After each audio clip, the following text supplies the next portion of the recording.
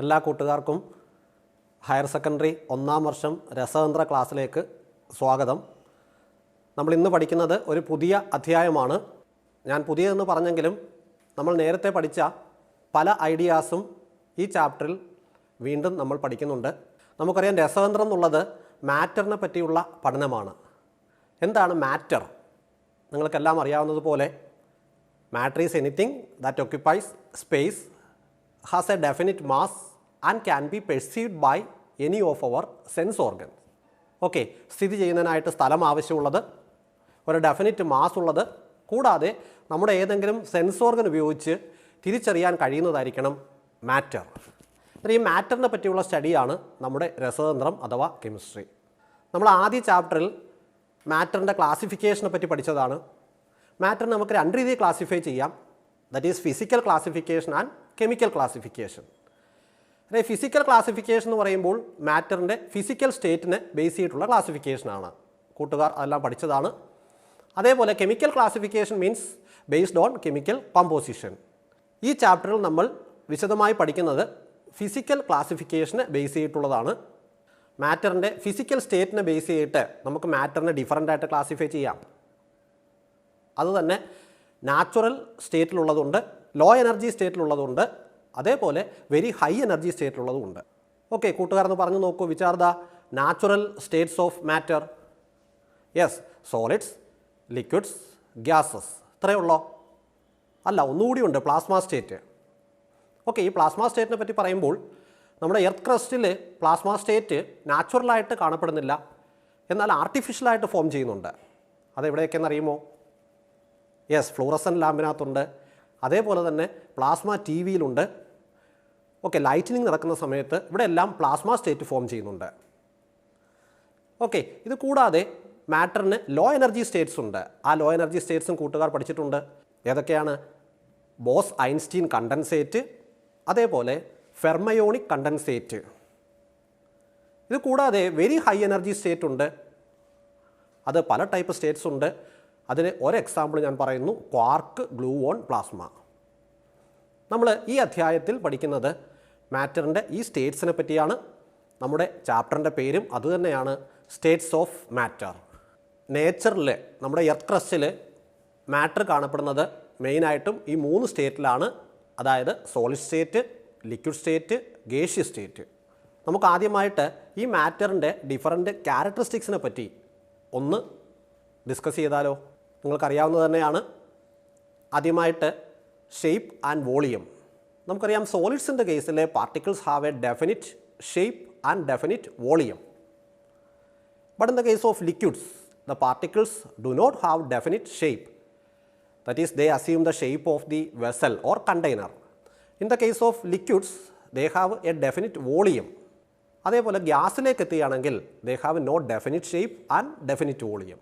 Okay, second point പാർട്ടിക്കിൾസിൻ്റെ arrangement ആണ്. In solids the particles are closely packed, tightly packed. But in liquids, the particles are loosely packed. In gases, the particles are very far apart. Okay, next, intermolecular force of attraction. In solids, the intermolecular force of attraction is strong because we know that in solids the particles are closely packed. എന്നാൽ ലിക്വിഡിലേക്ക് എത്തുമ്പോൾ ഈ particles കുറേ കൂടി ദൂരെ ആയതുകൊണ്ട് അവിടെ force of attraction കുറച്ചുകൂടി വീക്കായിരിക്കും സോളിഡുമായിട്ട് compare ചെയ്യുമ്പോൾ. ഇനി ഗ്യാസിലേക്ക് പോവുകയാണെങ്കിൽ ദ പാർട്ടിക്കിൾസിൻ്റെ ഫോഴ്സ് ഓഫ് അട്രാക്ഷൻ എന്ന് പറയുമ്പോൾ ദ വീക്കസ്റ്റ് ആണ്. അങ്ങനെ പാർട്ടിക്കിൾസിൻ്റെ ഫോഴ്സ് ഓഫ് അട്രാക്ഷനെ പറ്റി നമ്മൾ പറഞ്ഞപ്പോൾ അതുമായിട്ട് ബന്ധപ്പെട്ട് മറ്റൊരു ടേമാണ് കൈനറ്റിക് എനർജി. ഇപ്പോൾ നമ്മൾ പറഞ്ഞു കഴിഞ്ഞു സോളിഡ്സിനകത്ത് പാർട്ടിക്കിൾസിൻ്റെ ഫോഴ്സ് ഓഫ് അട്രാക്ഷൻ സ്ട്രോങ് ആണ്. അങ്ങനെ ഫോഴ്സ് ഓഫ് അട്രാക്ഷൻ സ്ട്രോങ് ആകുമ്പോൾ പാർട്ടിക്കിൾസിൻ്റെ മൂവ്മെൻറ്റ് എങ്ങനെ ആയിരിക്കും? വളരെ കുറവായിരിക്കും. അതുകൊണ്ട് തന്നെ മൂവ്മെൻറ്റുമായിട്ട് ബന്ധപ്പെട്ട energy, that is kinetic energy, സോളിഡ്സിൻ്റെ കേസിൽ വെരി ലോ ആയിരിക്കും. എന്നാൽ ലിക്വിഡിലേക്ക് എത്തുമ്പോൾ ഈ കൈനറ്റിക് എനർജി സോളിഡ്സിനേക്കാളും കൂടുതലായിരിക്കും. കാരണം അവിടെ free motion or free movement കൂടുതലായതുകൊണ്ട്. ഇനി ഗ്യാസിലേക്ക് എത്തുമ്പോഴോ, ഗ്യാസിൻ്റെ കേസിൽ molecules very far apart, that is there is no force of attraction between the particle. So the kinetic energy is the maximum in the case of gases. The next point, compressibility and diffusibility. In solids, the compressibility and diffusibility are very low.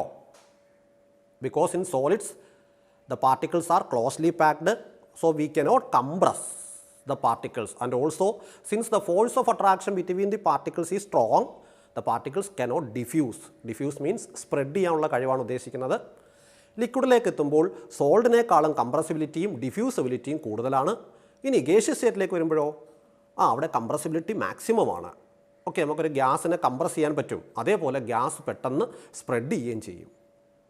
Okay, next point ഡെൻസിറ്റിയാണ്. Mass per unit വോളിയമാണ് density, നമുക്കറിയാം. എന്നാൽ അപ്പോൾ density ഏറ്റവും കൂടുതൽ സോളിഡ്സിനാണ്, ഏറ്റവും കുറവ് ആർക്കായിരിക്കും? ഗ്യാസിനാണ്. Liquids എന്ന് പറയുമ്പോൾ അതിൻ്റെ കേസിൽ density in between that of sold and gas. ഇവിടെ നമ്മൾ പറഞ്ഞ പല പ്രോപ്പർട്ടീസും ലിക്വിഡ്സിലേക്ക് വരുമ്പോൾ അതിൻ്റെ പ്രോപ്പർട്ടീസ് എല്ലാം തന്നെ intermediate between that of solid and gas, or we can say that liquid state is an intermediate state between solid and gas. അങ്ങനെ matter എർത്തിൽ 3 സ്റ്റേറ്റിൽ എക്സിസ്റ്റ് ചെയ്യുന്നതായിട്ട് നമുക്ക് അറിയാം. ഇതിൽ നമുക്ക് ഈ 3 സ്റ്റേറ്റിലും എക്സിസ്റ്റ് ചെയ്യുന്ന മാറ്ററിൻ്റെ ഒരു familiar example that is water. വാട്ടറിൻ്റെ സോളിഡ് സ്റ്റേറ്റും ലിക്വിഡ് സ്റ്റേറ്റും ഗേഷ്യസ് സ്റ്റേറ്റും കൂട്ടുകാർക്ക് അറിയാമായിരിക്കും. വാട്ടർ സോളിഡ് സ്റ്റേറ്റിൽ എക്സിസ്റ്റ് ചെയ്യുന്നത് ഏത് ഫോമിലാണ്? ഐസ്. വാട്ടർ ലിക്വിഡ് ഫോമിലാവുമ്പോൾ ലിക്വിഡ് വാട്ടർ. ഗേഷ്യസ് വാട്ടറാണ് വാട്ടർ വേപ്പർ. എന്തുകൊണ്ടാണ് മാറ്റർ ഈ ഡിഫറൻറ്റ് സ്റ്റേറ്റ്സിൽ എക്സിസ്റ്റ് ചെയ്യുന്നത്? നമുക്കതിനെപ്പറ്റി ഒന്ന് പരിശോധിച്ചാലോ?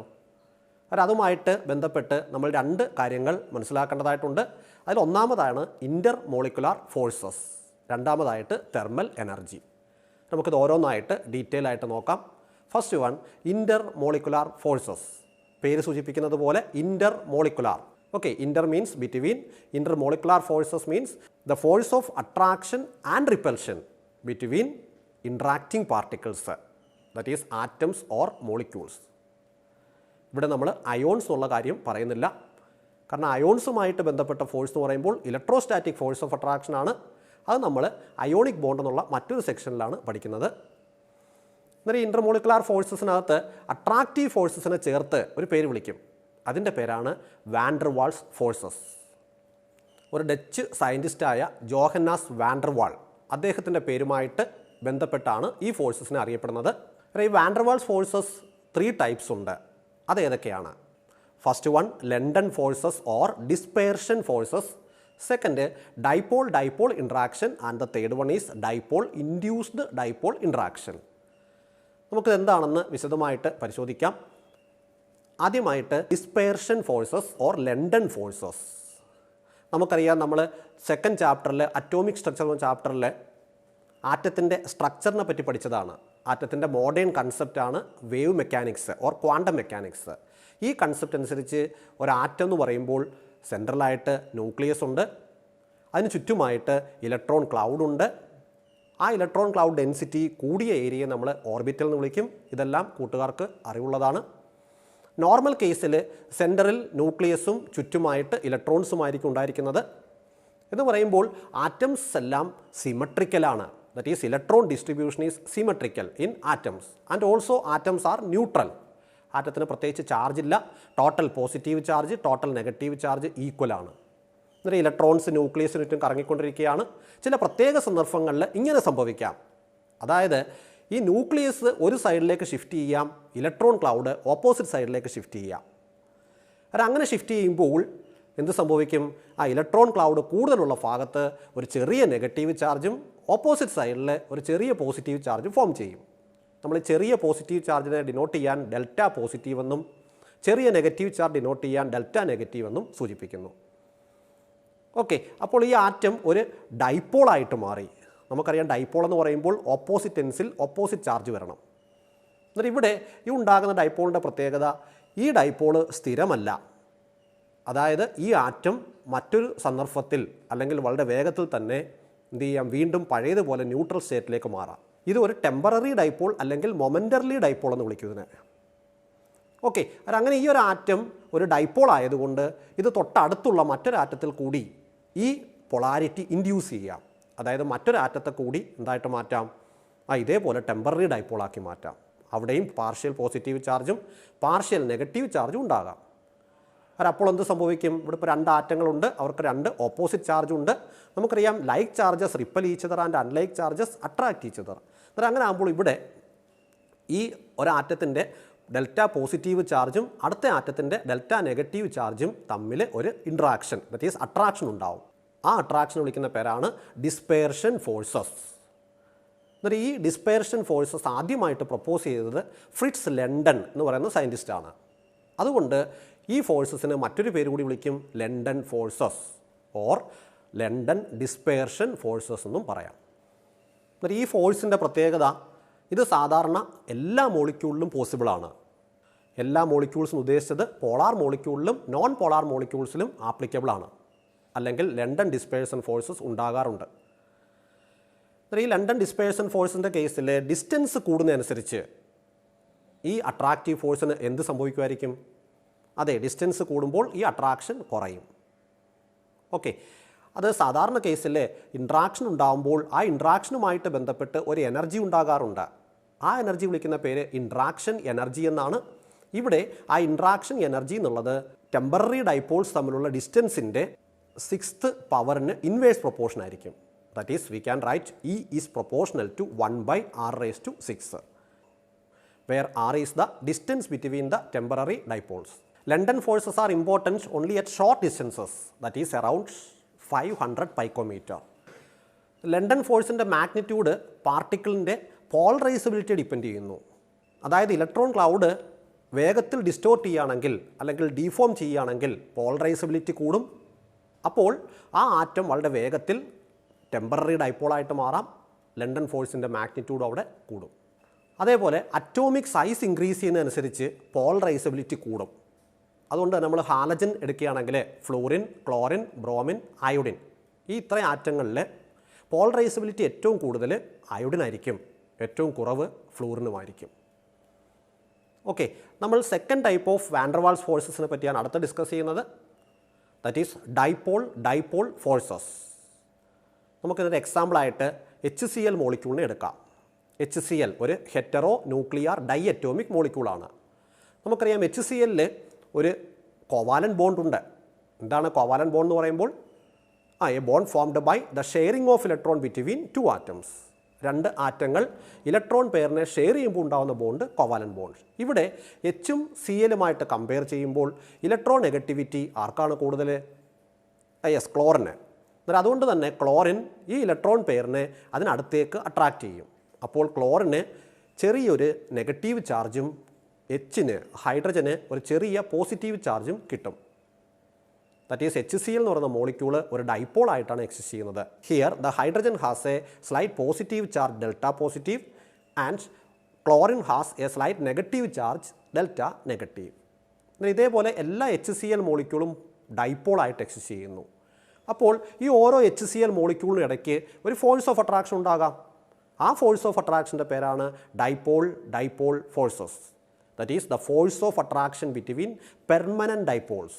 നമ്മൾ നേരത്തെ ലണ്ടൻ ഫോഴ്സസിൽ കണ്ടത് ടെമ്പററി ഡൈപോൾസ് ആയിരുന്നു. എന്നാൽ ഇവിടെ ഈ മോളിക്യൂളിൻ്റെ പ്രത്യേകത, അല്ലെങ്കിൽ HClനെ പോലുള്ള മോളിക്യൂളുകളുടെ കേസിൽ അവിടെ ഉണ്ടാകുന്ന ഡൈപോൾസ് പെർമനൻ്റ് ആണ്. എന്നാൽ അങ്ങനെ പെർമനൻറ്റ് ഡൈപോൾസിനിടയ്ക്ക് ഉണ്ടാകുന്ന ഫോഴ്സ് ഓഫ് അട്രാക്ഷൻ്റെ പേരാണ് ഡൈപോൾ ഫോഴ്സസ്. ഈ ഡൈപോൾ ഫോഴ്സസ് നമ്മൾ നേരത്തെ പഠിച്ച ലണ്ടൻ ഫോഴ്സസിനേക്കാളും സ്ട്രോങ് ആണ്. അതേപോലെ ഇവിടെ ഇൻട്രാക്ഷൻ എനർജി എന്നുള്ളത് ഡിസ്റ്റൻസിൻ്റെ 3rd പവറിന് ഇൻവേഴ്സ്ലി പ്രൊപ്പോർഷണലാണ് ഫോർ സ്റ്റേഷനറി മോളിക്യൂൾസ്. അതായത് സോളിഡ്സിൻ്റെ കേസിൽ നമുക്കങ്ങനെ പറയാം. സോളിഡ്സിൻ്റെ കേസിൽ പാർട്ടിക്കിൾസ് സ്റ്റേഷനറി ആണ്. എന്നാൽ അവരുടെ കേസിൽ ഇൻട്രാക്ഷൻ എനർജി എന്നുള്ളത് ഇൻവേഴ്സ്ലി പ്രൊപ്പോർഷണൽ ടു r³. എന്നാൽ റൊട്ടേറ്റിംഗ് മോളിക്യൂൾസിൻ്റെ കേസിൽ interaction energy is inversely proportional to 6th power of distance, like in the case of London dispersion forces. എന്നാൽ ഇപ്പോൾ നമ്മൾ നോക്കിയത് പോളാർ മോളിക്യൂൾസിൻ്റെ കാര്യമാണ്. ഈ പോളാർ മോളിക്യൂളിന് ഡൈപോൾ ഇൻട്രാക്ഷൻ കൂടാതെ ലണ്ടൻ ഡിസ്പേഴ്സൺ ഫോഴ്സസും ആക്ട് ചെയ്യുന്നുണ്ട്. അതുകൊണ്ട് ഇവിടെ ഉണ്ടാകുന്ന ആകെ ഫോഴ്സ് ഓഫ് അട്രാക്ഷൻ എന്ന് പറയുമ്പോൾ ഈ ഡിസ്പേർഷൻ ഫോഴ്സിൻ്റെയും അതേപോലെ ഡൈപോൾ ഇൻട്രാക്ഷൻ്റെയും കൂടെ സമ്മായിരിക്കും. നമ്മൾ 3rd ടൈപ്പ് ഓഫ് വാൻഡർവാൾസ് ഫോഴ്സസിനെ പറ്റിയാണ് അടുത്ത് ഡിസ്കസ് ചെയ്യുന്നത്. That is induced dipole forces. ഇവിടെ ഒരു പോളാർ മോളിക്യൂളും ഒരു നോൺ പോളാർ മോളിക്യൂളും നിങ്ങൾക്ക് സ്ക്രീനിൽ കാണാം. പോളാർ മോളിക്യൂളിൻ്റെ കേസിൽ അവിടെ ചാർജ് സെപ്പറേഷൻ ഉണ്ട്. ഒരെൻഡിൽ ഡെൽറ്റ പോസിറ്റീവ് ചാർജ്, ഒരെൻഡിൽ ഡെൽറ്റ നെഗറ്റീവ് ചാർജ്. എന്നാൽ നോൺ പോളാർ മോളിക്യൂളിൻ്റെ കേസിൽ അവിടെ ചാർജ് സെപ്പറേഷൻ ഇല്ല. ഒരു എക്സാമ്പിൾ പറയുകയാണെങ്കിൽ HCl ഉം H2 ഉം. HCl എന്ന് പറയുമ്പോൾ പോളാർ മോളിക്യൂളാണ്, ഹൈഡ്രജൻ എന്ന് പറയുമ്പോൾ നോൺ പോളാറാണ്. എന്നാൽ ഇവിടെ ഈ ഹൈഡ്രജൻ എന്ന് പറയുന്ന മോളിക്യൂളിനടുത്തേക്ക് HClൻ്റെ ഒരു മോളിക്യൂൾ എത്തുകയാണെങ്കിൽ ഹൈഡ്രജനിലുള്ള ഇലക്ട്രോൺസിനെ HCl എന്ന പോളാർ മോളിക്യൂൾ ഡിസ്റ്റോർട്ട് ചെയ്യും. എന്നാൽ അവിടെ ഒരു ചാർജ് ഇൻഡക്ഷൻ സംഭവിക്കുന്നുണ്ട്. അതായത് H2ലും partial polarization or partial positive and negative charge create ചെയ്യപ്പെടും. എന്നാൽ അങ്ങനെ ഒരു നോൺ പോളാർ മോളിക്യൂളും ഒരു പോളാർ മോളിക്യൂളും തമ്മിൽ ഈ രീതിയിൽ ഇൻട്രാക്റ്റ് ചെയ്യാം. അതായത് the force of attraction between A permanent dipole of A polar molecule and A molecule having no permanent dipole or a molecule lacking permanent dipole is termed as dipole induced dipole forces. ഓക്കെ, ഇത് നമ്മൾ നേരത്തെ പഠിച്ച dipole ഫോഴ്സിനേക്കാളും കുറേ കൂടി വീക്കായിരിക്കും. Here also the interaction energy is inversely proportional to the 6th power of distance between the dipole, that is E is proportional to 1/r⁶. എന്നിട്ട് ഡൈപോൾ ഇൻഡ്യൂസ്ഡ് ഡൈപോൾ ആരെയൊക്കെ ഡിപ്പെൻഡ് ചെയ്യുന്നു? ഇവിടെ നമ്മൾ 2 ടൈപ്പ് മോളിക്യൂളാണ് കണ്ടത്, പോളാർ മോളിക്യൂളും നോൺ പോളാർ മോളിക്യൂളും. Polar മോളിക്യൂളിൻ്റെ പെർമനൻറ്റ് ഡൈപോൾ മൊമെൻറ്റിനെയും നോൺ പോളാർ മോളിക്യൂളിൻ്റെ പോളറൈസബിലിറ്റിയെയും ഡിപ്പെൻഡ് ചെയ്യുന്നു ഡൈപോൾ ഇൻഡ്യൂസ്ഡ് ഡൈപോൾ ഫോഴ്സസ്. നമ്മൾ നേരത്തെ പറഞ്ഞതുപോലെ തന്നെ ഇവിടെയും ലണ്ടൻ ഫോഴ്സസ് കൂടി ആക്ട് ചെയ്യാം. അതുകൊണ്ട് the cumulative effect, that is the net attractive force, is equal to the London dispersion force plus dipole induced dipole force. ഇതിലൂടെ നമ്മൾ ശ്രദ്ധിക്കേണ്ട മറ്റൊരു കാര്യമുണ്ട്. അതായത് ഒരു അയോണും ഡൈപോളും തമ്മിലുണ്ടാവുന്ന ഫോഴ്സ് ഓഫ് അട്രാക്ഷൻ എന്തല്ല വാൻഡർവാൾസ് ഫോഴ്സിൻ്റെ വിഭാഗത്തിൽ വരുന്നത് അല്ല. ആ കാര്യം പ്രത്യേകം ശ്രദ്ധിക്കുക. കാരണം മറ്റൊരു ഇൻ്റർമോളിക്കുലാർ ഫോഴ്സ് ഓഫ് അട്രാക്ഷനാണ് ഹൈഡ്രജൻ ബോണ്ട്. കൂട്ടുകാർ അത് കഴിഞ്ഞ ചാപ്റ്ററിൽ വിശദമായിട്ട് പഠിച്ചിട്ടുണ്ട്. Hydrogen bond means the weak force of attraction between hydrogen atom of one molecule and electronegative atom like fluorine, oxygen or nitrogen of the same or another molecule. ഇവിടെ നമുക്ക് 2 type മോളിക്യൂളിൽ ഉണ്ടാവുന്ന ഹൈഡ്രജൻ ബോണ്ട് കാണാം. First molecule HF ആണ്, hydrogen fluoride. ഈ HF മോളിക്യൂളിൻ്റെ പ്രത്യേകത, ഇവിടെ ഹൈഡ്രജൻ ബോണ്ട് ഫോം ചെയ്യുന്നത് ഡിഫറൻറ്റ് മോളിക്യൂൾസിനിടയ്ക്കാണ്. എന്നാൽ second one, that is ortho nitrophenol, അവിടെ ഒരു മോളിക്യൂളിനകത്ത് തന്നെയുള്ള ഓക്സിജൻ ആറ്റം ഹൈഡ്രജൻ ആറ്റവുമായിട്ടാണ് ഹൈഡ്രജൻ ബോണ്ട് ഫോം ചെയ്യുന്നത്. ഇതിനെപ്പറ്റി കൂട്ടുകാർ മുൻ ചാപ്റ്ററിൽ പഠിച്ചതാണ്. ഫസ്റ്റ് ടൈപ്പ് ഹൈഡ്രജൻ ബോണ്ടിൻ്റെ പേര് ഇൻ്റർ മോളിക്കുലാർ ഹൈഡ്രജൻ ബോണ്ട് എന്നാണ്. എന്നാൽ സെക്കൻഡ് ടൈപ്പിൻ്റെ പേര് ഇൻട്രാ മോളിക്കുലാർ ഹൈഡ്രജൻ ബോണ്ട്. അതായത് ഫസ്റ്റ് കേസിൽ the hydrogen bond is formed between the molecules. But in the case of second type, the hydrogen bond is formed within the molecule. ഈ hydrogen bond നമ്മൾ നേരത്തെ പറഞ്ഞു fluorine, oxygen, നൈട്രജനുമായിട്ട് മാത്രമേ form ചെയ്യത്തുള്ളൂ എന്ന് പറഞ്ഞു. എന്നാൽ ക്ലോറൈഡ് പോലുള്ള അയോണുകളും ഈ ഹൈഡ്രജൻ ബോണ്ട് ഫോം ചെയ്യുന്നുണ്ട്. നമ്മൾ അടുത്ത പഠിക്കുന്നത് ഹൈഡ്രജൻ ബോണ്ടിൻ്റെ സ്ട്രെങ്തിനെ പറ്റിയാണ്. ഈ ഹൈഡ്രജൻ ബോണ്ട് നാം നേരത്തെ പഠിച്ച വാൻഡർവാൾസ് ഫോഴ്സിനേക്കാളും സ്ട്രോങ് ആണ്, എന്നാൽ കോവാലൻ്റ് ബോണ്ടിനേക്കാളും വീക്കാണ്. ഹൈഡ്രജൻ ബോണ്ടിൻ്റെ സാധാരണ എനർജി എന്ന് പറയുമ്പോൾ 10 to 100 കിലോജൂൾ പെർ മോൾ ആ ഒരു റേഞ്ചിലായിരിക്കും. That is in order to break 1 mole of a hydrogen bond we require 10 to 100 kilojoule of energy. എന്നാൽ നമ്മളിപ്പോൾ പഠിച്ച ഹൈഡ്രജൻ ബോണ്ട് മോളിക്യൂൾസിൻ്റെ ഫിസിക്കൽ സ്റ്റേറ്റ്, ഫിസിക്കൽ പ്രോപ്പർട്ടീസിനെയൊക്കെ അഫക്റ്റ് ചെയ്യുന്നുണ്ട്. അതായത് നമ്മൾ നേരത്തെ പഠിച്ചതാണ്, വാട്ടർ മോളിക്യൂളിൻ്റെ കേസിൽ വാട്ടർ ലിക്വിഡാണ്. വാട്ടർ ലിക്വിഡ് ആകാൻ കാരണം വാട്ടറിനകത്ത് ഇൻ്റർ മോളിക്കുലാർ ഹൈഡ്രജൻ ബോണ്ട് ഉള്ളതുകൊണ്ടാണ്. അതേപോലെ ബയോ മോളിക്യൂൾസ് ആയിട്ടുള്ള പ്രോട്ടീൻസ്, ന്യൂക്ലിക് ആസിഡ്സ്, ഇതിൻ്റെയൊക്കെ സ്ട്രക്ചർ, അതേപോലെ ഇതിൻ്റെയൊക്കെ പ്രോപ്പർട്ടീസിലും ഹൈഡ്രജൻ ബോണ്ടിന് കാര്യമായ പങ്കുണ്ട്. ഇതുവരെ നമ്മൾ ഡിസ്കസ് ചെയ്തത് മോളിക്യൂൾസ് തമ്മിലുള്ള അട്രാക്റ്റീവ് ഫോഴ്സസിനെ പറ്റിയാണ്. ഇനി മോളിക്യൂൾസ് തമ്മിൽ റിപ്പൾസീവ് ഫോഴ്സസ് ഉണ്ടാകാം. 2 ആറ്റങ്ങൾ അടുത്തേക്ക് വരുന്നു, ദാറ്റ് ഈസ് വളരെ അടുത്തേക്ക് വരികയാണെങ്കിൽ അവിടെ ആരൊക്കെ തമ്മിൽ റിപ്പൾഷൻ ഉണ്ടാകാം?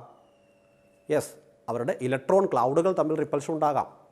അതേപോലെ പോസിറ്റീവ് ചാർജുള്ള ന്യൂക്ലിയസുകൾ തമ്മിലും റിപ്പൾഷൻ ഉണ്ടാകാം. പാർട്ടിക്കിൾസ് തമ്മിലുണ്ടാവുന്ന അകലം കുറയുന്നതനുസരിച്ച് റിപ്പൾസീവ് ഫോഴ്സ് ഇൻക്രീസ് ചെയ്യും. That is as the distance between the particle decreases, repulsive force increases. Repulsive force കൂടുമ്പോൾ എനർജിയും കൂടും. നാം നേരത്തെ ഡിസ്കസ് ചെയ്തെടുത്ത് പറയുകയുണ്ടായി, സോളിഡ്സും ലിക്വിഡ്സും ലെസ് കംപ്രസിബിളാണ്. എന്തുകൊണ്ടായിരിക്കാം സോളിഡ്സും ലിക്വിഡ്സും ലെസ് കംപ്രസിബിൾ ആവുന്നത്? അതിലെ മോളിക്കുലാർ അറേഞ്ച്മെൻറ്റ് ഒന്ന് നോക്കൂ. സോളിഡ്സിൻ്റെ കേസിൽ പാർട്ടിക്കിൾസ് ക്ലോസ്ലി പാക്ഡ് ആണ്.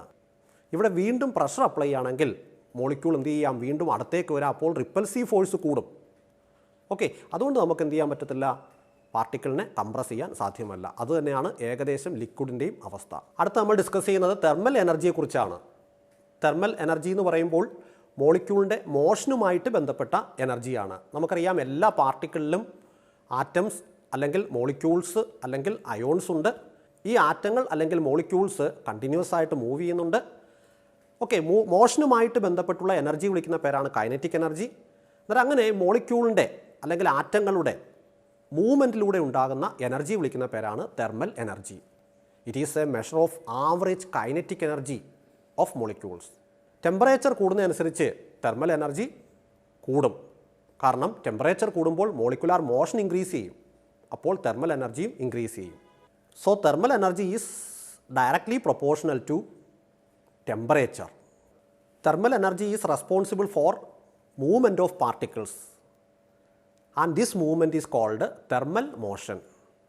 പാർട്ടിക്കിൾസിൻ്റെ മൂവ്മെൻറ്റിന് കാരണക്കാരൻ തെർമൽ എനർജിയാണ്. അങ്ങനെ ഈ മൂവ്മെൻറ്റിന് വിളിക്കുന്ന പേരാണ് തെർമൽ മോഷൻ. അങ്ങനെ പാർട്ടിക്കിൾസ് മൂവ് ചെയ്യുമ്പോൾ ഈ പാർട്ടിക്കിൾസ് അകന്നു പോകാം. നമ്മൾ ഇതുവരെ ഡിസ്കസ് ചെയ്തത് എന്തുകൊണ്ടാണ് മാറ്റർ 3 സ്റ്റേറ്റിൽ എക്സിസ്റ്റ് ചെയ്യുന്നത് അതിനെപ്പറ്റിയുള്ള വിശദാംശങ്ങളാണ്. അതിനുവേണ്ടി നമ്മൾ 2 ടൈപ്പ് ടേംസ് പഠിക്കുകയുണ്ടായി. That is intermolecular forces and thermal energy. ഇവിടെ ഇൻ്റർമോളിക്കുലാർ ഫോഴ്സസ് ഓഫ് അട്രാക്ഷൻ്റെ ഫലമായിട്ട് മോളിക്യൂൾസ് അടുത്തേക്ക് വരും. അതേ സമയത്ത് തെർമൽ എനർജിയുടെ ഫലമായിട്ട് മോളിക്യൂൾസ് അകന്നു പോകും. ഇവ തമ്മിൽ ഒരു ബാലൻസ് ഉള്ളതുകൊണ്ടാണ് മാറ്റർ 3 സ്റ്റേറ്റിൽ എക്സിസ്റ്റ് ചെയ്യുന്നത്: സോളിഡ്സ്, ലിക്വിഡ്, ഗ്യാസ്. സോളിഡ്സിൻ്റെ പ്രത്യേകത, സോളിഡ്സിൽ ഇൻ്റർമോളിക്കുലാർ ഫോഴ്സ് ഓഫ് അട്രാക്ഷൻ കൂടുതലായിരിക്കും. അതേ സമയത്ത് തെർമൽ എനർജി കുറവായിരിക്കും. അപ്പോൾ എന്ത് സംഭവിക്കും? ഇൻ്റർമോളിക്കുലാർ ഫോഴ്സ് ഓഫ് അട്രാക്ഷൻ കൂടുമ്പോൾ പാർട്ടിക്കിൾസ് അടുത്തേക്ക് വരും. അതുപോലെ തെർമൽ എനർജി കുറയുമ്പോഴും പാർട്ടിക്കിൾസ് അടുത്തേക്ക് വരും. അതേ സമയത്ത് ഗ്യാസിലേക്ക് വരികയാണെങ്കിൽ അവിടെ ഇൻ്റർമോളിക്കുലാർ ഫോഴ്സ് ഓഫ് അട്രാക്ഷൻ വളരെ കുറവായിരിക്കും. ഓക്കെ, അതേ സമയത്ത് തെർമൽ എനർജി കൂടുതലുമായിരിക്കും. അങ്ങനെ ആകുമ്പോൾ പാർട്ടിക്കിൾസ് ദൂരെയായിട്ട് നിൽക്കും. ലിക്വിഡിൻ്റെ കേസിൽ ഇത് രണ്ടും ഇൻ്റർമീഡിയറ്റ് ആയിരിക്കും. That is in between that of solid and gas. Intermolecular force of അട്രാക്ഷനും തെർമൽ എനർജിയും വേരി ചെയ്യുന്ന ഒരു ഓർഡർ ഇവിടെ നിങ്ങൾക്ക് കാണാം. അതായത് നമ്മളിപ്പോൾ പറഞ്ഞതുപോലെ intermolecular force of attraction increases from gas to liquid to solid, while thermal energy increases from solid to liquid to gas. നമുക്കറിയാം gas can be liquefied by applying pressure. എന്നാൽ പ്രഷർ അപ്ലൈ ചെയ്യുമ്പോൾ ഗ്യാസിൻ്റെ മോളിക്യൂൾസ് അടുത്തേക്ക് വരും. അങ്ങനെ പ്രഷർ മാത്രം apply ചെയ്തുകൊണ്ട് നമുക്ക് ഗ്യാസിനെ ലിക്വിഡായിട്ട് മാറ്റാൻ പറ്റുമോ? നമ്മളിപ്പോൾ പറഞ്ഞ ഡിസ്കഷൻ വെച്ച് നോക്കുകയാണെങ്കിൽ ഗ്യാസ് ലിക്വിഡായിട്ട് മാറണമെങ്കിൽ മോളിക്യൂൾസ് അടുത്ത് വരിക മാത്രമല്ല തെർമൽ എനർജി കുറയുകയും വേണം. എന്നാൽ അങ്ങനെ ആകുമ്പോൾ ഗ്യാസിനെ ലിക്വിഫൈ ചെയ്യണമെങ്കിൽ നമ്മൾ 2 കണ്ടീഷൻ നോക്കണം. 1 പ്രഷർ അപ്ലൈ ചെയ്യുക, 2 ടെമ്പറേച്ചർ ഡിക്രീസ് ചെയ്യിക്കുക. Therefore we can liquefy a gas by applying pressure and decreasing temperature. നാം ഇന്നത്തെ ക്ലാസ്സിൽ ഡിസ്കസ് ചെയ്തത് മാറ്ററിൻ്റെ 3 സ്റ്റേറ്റ്സിനെ പറ്റിയാണ്. അതിൻ്റെ ക്യാരക്ടറിസ്റ്റിക് പ്രോപ്പർട്ടിയെ പറ്റി നമ്മൾ പറയുകയുണ്ടായി. എന്തുകൊണ്ടാണ് ഈ മാറ്റർ ഈ 3 സ്റ്റേറ്റിൽ എക്സിസ്റ്റ് ചെയ്യുന്നത്, അതുമായിട്ട് ബന്ധപ്പെട്ട് നമ്മൾ ഇൻ്റർമോളിക്കുലാർ ഫോഴ്സസ്, തെർമൽ എനർജി, ഈ 2 കാര്യങ്ങളെപ്പറ്റി മനസ്സിലാക്കി. ഇൻ്റർമോളിക്കുലാർ ഫോഴ്സസ് എന്ന് പറയുമ്പോൾ അട്രാക്റ്റീവ് ഫോഴ്സും റിപ്പൽസീവ് ഫോഴ്സും ഉണ്ടെന്ന് മനസ്സിലാക്കി. Attractive intermolecular forces are commonly called van der Waals forces. അവിടെ മറ്റൊരു സ്പെഷ്യൽ ടൈപ്പ് ഓഫ് ഫോഴ്സ് കൂടി നമ്മൾ പഠിക്കുകയുണ്ടായി, hydrogen bond. Van der Waals forces 3 types ഉണ്ടെന്ന് പഠിച്ചു: London forces or dispersion forces, dipole forces, dipole induce dipole forces. അതിനുശേഷം നമ്മൾ എന്തുകൊണ്ടാണ് മാറ്റർ 3 സ്റ്റേറ്റിൽ എക്സിസ്റ്റ് ചെയ്യുന്നത് എന്നും മനസ്സിലാക്കി. നമുക്ക് ഈ ചാപ്റ്ററുമായിട്ട് ബന്ധപ്പെട്ട കൂടുതൽ കാര്യങ്ങൾ അടുത്ത ക്ലാസ്സിൽ പഠിക്കാം. നന്ദി.